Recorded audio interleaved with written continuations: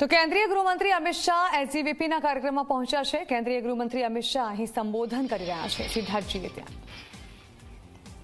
मित्रों, मुझे कोई लंबी बात नहीं करनी है। आज मैं तो इस सदप्रवृत्ति को समर्थन जताने के लिए यहाँ आपके सामने आया हूँ। मुझे कोई बात और नहीं करनी, परंतु एक बात मैं निश्चित रूप से कहना चाहता हूँ कि आजादी के बाद जो भारत को चाहते हैं, भारत को जानते हैं और भारत शब्द में जिनकी श्रद्धा है, ये सभी लोगों के मन में एक कसकती, देश आजाद तो हो गया मगर देश की दिशा भारत की ओर नहीं है, कहीं और है। एक कसक सालों से सबके मन में थी। हम राजनीति के अंदर हम सब भारतीय जनता पार्टी के कार्यकर्ता ये दिशा बदलने के प्रयास से 1950 से प्रयास कर रहे थे। हमारी कई पीढ़ियों ने प्रयास किया, कई लोगों ने अपना जीवन खपाया और चलते चलते चलते आज ये दिन आया कि गुजरात के मुख्यमंत्री जब देश के प्रधानमंत्री बने तब पूरे भारत का यशोगान आज पूरा विश्व कर रहा है।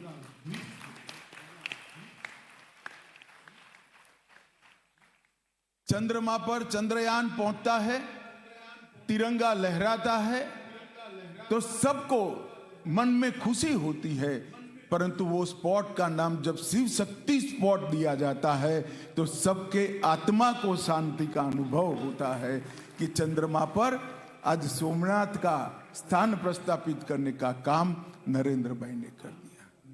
दुनिया भर के पंडित, मुझे मालूम है डिजास्टर मैनेजमेंट मेरे विभाग में आता है, दुनिया भर के पंडित चिंतित थे कि कोरोना में विश्व का तो जो होगा वो होगा, भारत क्या होगा।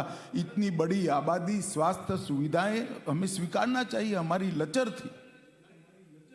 कई लोग, मुझे आज कहने में जरा भी आपत्ति नहीं, कई लोग उस वक्त अच्छे भाव से कहते थे भैया क्या करोगे, ट्रकों की ट्रक भरकर लाशों के ढेर लग जाएंगे।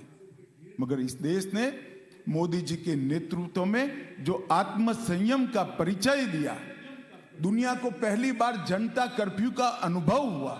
जब जनता कर्फ्यू विश्व भर के अखबारों में गया तब कई लोगों ने मुझे फोन कर कर पूछा विदाउट नोटिफिकेशन कर्फ्यू किस तरह से होता है। मैं को किस तरह से होता है अगर देखना है तो भारत में आइए। एक नरेंद्र मोदी जी की आवाज पर 140 करोड़ लोगों ने घर के बाहर नहीं निकले और वो आत्म संयम की जो शिक्षा थी उसने देश को बचाया। इसके साथ साथ स्फूर्ति के साथ वैक्सीन का अनुसंधान कर कर उसके उत्पादन की व्यवस्था और उत्पादन की व्यवस्था कर कर इतने बड़े और दुर्गम क्षेत्रों के अंदर जंगल, पहाड़ियां, समंदर, नदियां, इसके बीच में हमारे बसे हुए देश में झुग्गी चौपड़ी हो या बड़े से बड़े टावर में रहने वाला शहर का व्यक्ति हो, गांव में रहने वाला व्यक्ति हो या लद्दाख में रहने वाला व्यक्ति हो, नॉर्थ ईस्ट के जंगल में कोई रहता हो या कन्याकुमारी के विवेकानंद रॉक मेमोरियल पर रहता हो, 140 करोड़ लोगों को टीका लगा देना, वैक्सीनेशन कर देना और सबके मोबाइल पर सर्टिफिकेट भेज देना। ये टेक्नोलॉजी का इतना अद्भुत उपयोग दुनिया के विकसित से विकसित राष्ट्र नहीं कर पाए जो भारत ने कर कर दिखाया। यही देश, जो देश 2004 में असहाय सा दिखता था, चारों ओर संकट के बादल दिखते, देश की सीमाएं सुरक्षित नहीं थी, देश के अंदर महिलाएं अपने आप को सुरक्षित नहीं मानती थी, युवा निराश था, सेना के जवान हताश थे। वही देश जो 4 से 14 में हताशा और निराशा की गर्त में डूबा था, 14 से 24 तक विश्व में सर्वप्रथम बनने के लिए कृत संकल्पित होकर आज आगे बढ़ा। नरेंद्र भाई के नेतृत्व ने इस देश के स्व को जगाने का काम किया है, इस देश की आत्मा को जगाने का काम किया है। और आज हम देखते हैं तो देश की कई सारी धरोहर विश्व जानने के लिए लालायित है। जब हम कहते हैं कि हमारा मेडिकल साइंस और मेडिकल की पढ़ाई हमारी भाषाओं में होगी, पूरी दुनिया ढूंढने आती है, कैसे होगी? मैंने 2 लोग मुझे मिलने आए थे, मैंने कहा एक भाषा में नहीं होगी, 18 भाषा में हमारे बच्चे मेडिकल पढ़ेंगे, क्योंकि भाषा हमारे यहाँ माध्यम होता है अभिव्यक्ति का, मूल चीज इसका इंटेलेक्चुअल पावर है, वो चीज हम शब्दों से समझते हैं।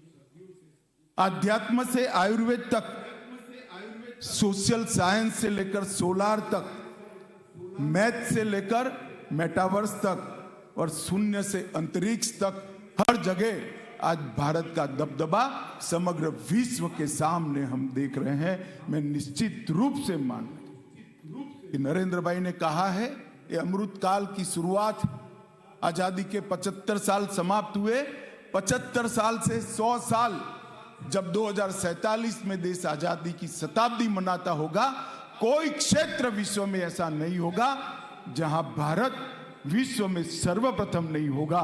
ऐसे भारत की रचना का संकल्प आज देश की जनता कर कर आगे बढ़ रही है।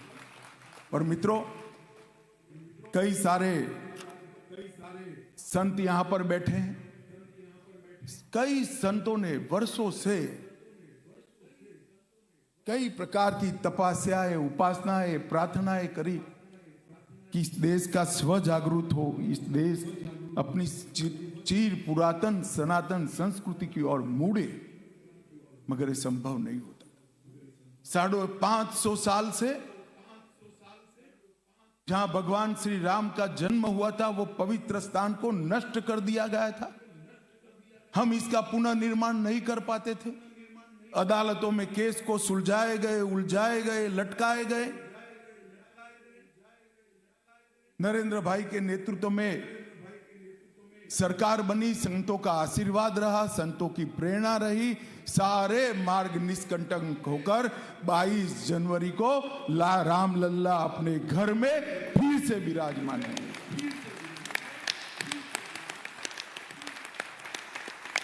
और ये कोई संयोग नहीं हो सकता